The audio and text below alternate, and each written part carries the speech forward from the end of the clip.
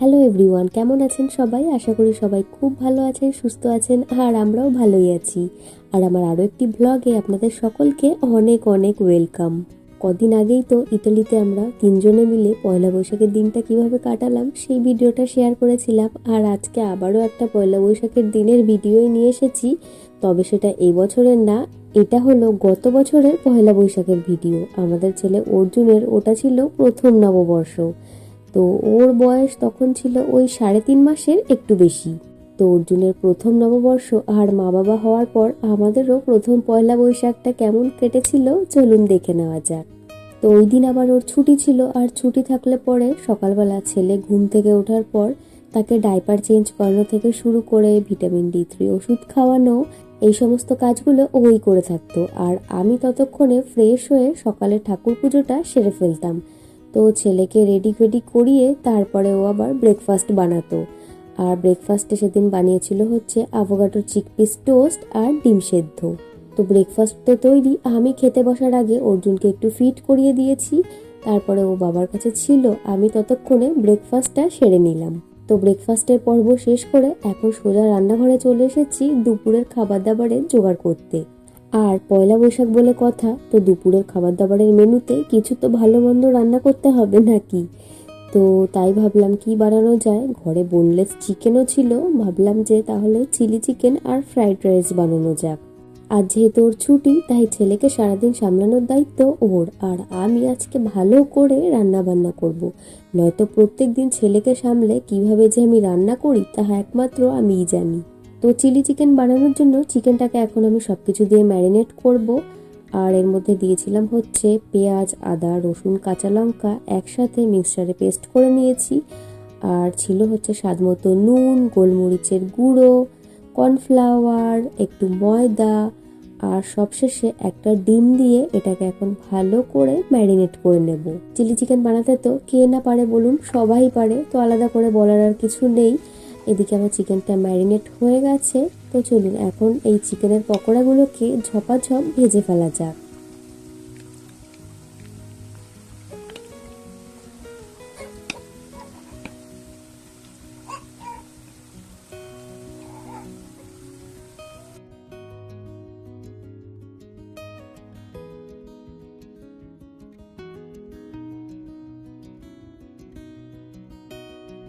তো চিলি চিকেনের জন্য পকোড়াগুলো অলরেডি ভাজতে বসিয়ে দিয়েছি, তো ওগুলো ভাজা হতে থাক। ততক্ষণে চলুন ফ্রাইড রাইস আর চিলি চিকেনের জন্য যে সবজিগুলো দরকার সেগুলো ঝপাঝপ কেটে ফেলি। আর ঘরে এই লাল, হলুদ, সবুজ 3টে কালারেরই বেল পেপার ছিল, তো ভালোই হয়েছে। তো কিছুটা পরিমাণে চিলি চিকেনের জন্য কাটলাম, আর এদিকে ছোট ছোট করে এগুলো হচ্ছে ফ্রাইড রাইসের জন্য কাটলাম।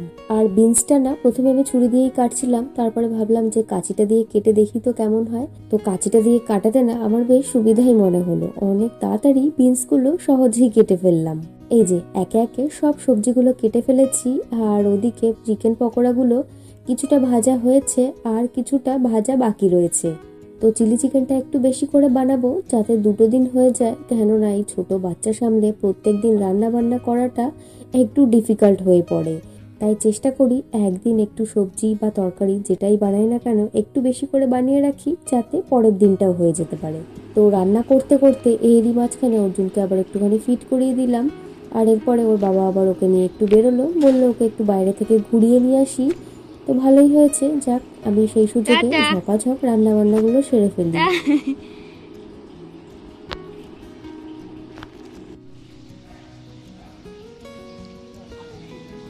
Ciao bello. Ciao bello. হ্যাঁ।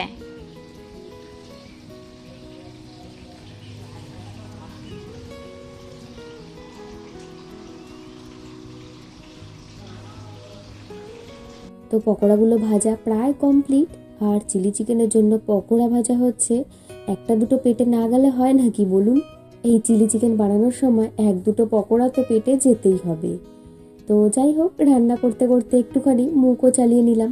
আর এদিকে ফ্রাইড রাইসের জন্য সবজিগুলোও ভাজা হয়ে গেছে আর ভাতটাও হয়ে গেছে। তো ভাতটা এখন এর সঙ্গে ভালো করে মিশিয়ে নিচ্ছি। তো পয়লা বৈশাখের এই মেনুতে ফ্রাইড রাইস আর চিলি চিকেন তো রয়েইছে, তার সঙ্গে একটু বেগুনি হলে কিন্তু মন্দ হয় না। তো ঝপাঝপ কয়েক পিস বেগুন কেটে একটুখানি বেগুনিও ভেজে ফেললাম।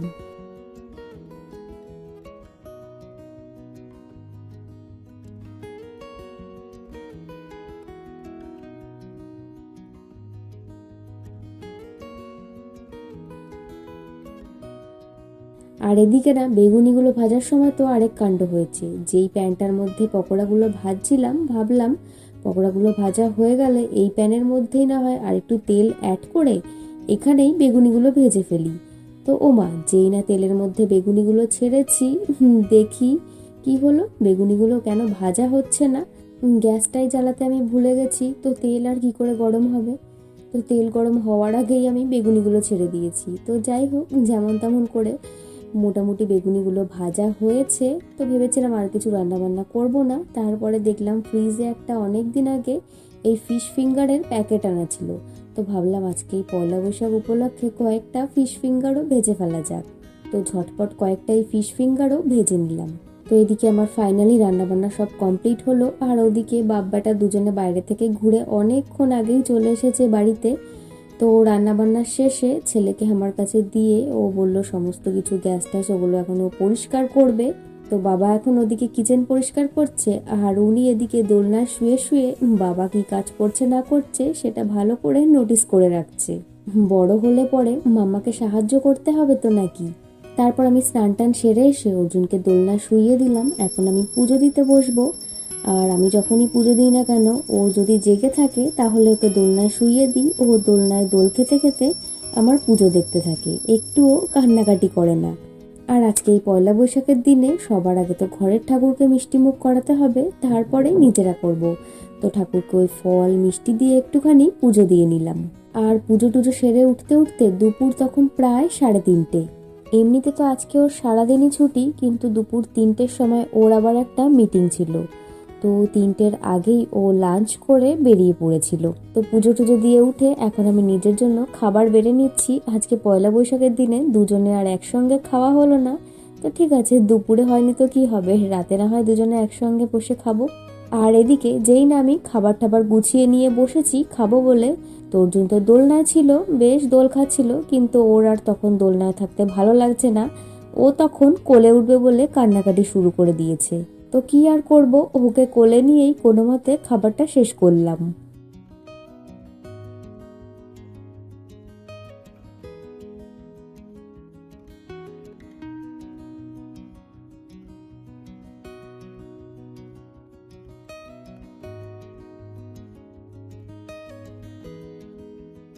এরপরে খাওয়া দাওয়া শেষ করে মা ছেলেতে দুজনে মিলে গেলাম একটু ব্যালকানিতে সময় কাটাতে। ওই বিকেলের দিকে ব্যালকানিতে বেশ সুন্দর রোদ আসে জানেন। ঠান্ডাটা তো তখনও পুরোপুরি কমেনি, তো রোদটা গায়ে লাগাতে বেশ ভালোই লাগে। একটু পরে ও মিটিং শেষ করে বাড়িতে ফিরে এলে তারপর তিনজনে মিলে একটুখানি বেরোবো ভাবছি। তো পয়লা বৈশাখের দিনে সারাদিন তো বাড়িতেই ছিলাম, বিকেলের দিকে একটু না বেরোলে হয় নাকি। তো মিটিং ফিটিং শেষ করে বাড়িতে এসে আমাদেরকে নিয়ে একটুখানি বেরোলো। বেশি দূরে কোথাও যাব না। সকালের দিকে ওয়েদার তো ভালোই ছিল, রোদ উঠেছিল, কিন্তু এই বিকেলের দিকেই আবার বৃষ্টি বৃষ্টি ভাব চলে এলো। কাছাকাছি একটুখানি হাঁটতে বেরোলাম, কখন আবার বৃষ্টি নামে বলা যায় না। তো তাই বললো যে বাড়ির সামনে একটা জিলেটেরিয়া আছে, মানে ওই আইসক্রিম পার্লার। তো ওখানে বসে একটু আইসক্রিম খেয়ে কিছুক্ষণ সময় কাটিয়ে তারপরে আবার বাড়িতে ব্যাক করব। তো আমরা চলে এসেছি আইসক্রিম পার্লারে। আর যেই না ঢুকেছি অমনি বাইরেও গুড়ি গুড়ি বৃষ্টি পড়া শুরু হয়েছে। আর আমাদের বাড়ির সামনে যে কটা আইসক্রিম পার্লার রয়েছে তার থেকে সব থেকে আমার এই জিলেটেরিয়ার আইসক্রিমটা বেশি পছন্দ হয়। অর্জুন ওদিকে বাড়ি থেকে বেরিয়ে আইসক্রিম পার্লার অব্দি আস্তে আস্তে ঘুমিয়ে কাদা। তো ওই স্ট্রলারের মধ্যে ঘুমাতে থাকুক, ততক্ষণে আমরা একটু আইসক্রিম খেয়ে নিই। গত বছরের পয়লা বৈশাখের দিনেও ওয়েদার বাজে ছিল, আর এই বছরেও সেম ওয়েদার ছিল। তো যাই হোক, চলুন, আমাদের ছোট্ট অর্জুনের প্রথম পয়লা বৈশাখ আর মা বাবা হওয়ার পর আমাদের প্রথম পয়লা বৈশাখের দিনটা এইভাবেই কাটলো সারাটা দিন। আর আজকে ব্লগটা তাহলে এখানেই শেষ করছি। ভিডিওটা দেখার জন্য সবাইকে অনেক অনেক ধন্যবাদ। ভিডিওটা ভালো লাগলে একটা লাইক শেয়ার সাবস্ক্রাইব করে আমার পাশে থাকার অনুরোধ রইল। দেখা হচ্ছে খুব শিগগিরই পরের ব্লগে। ততক্ষণ সবাই ভালো থাকবেন, সুস্থ থাকবেন, টাটা।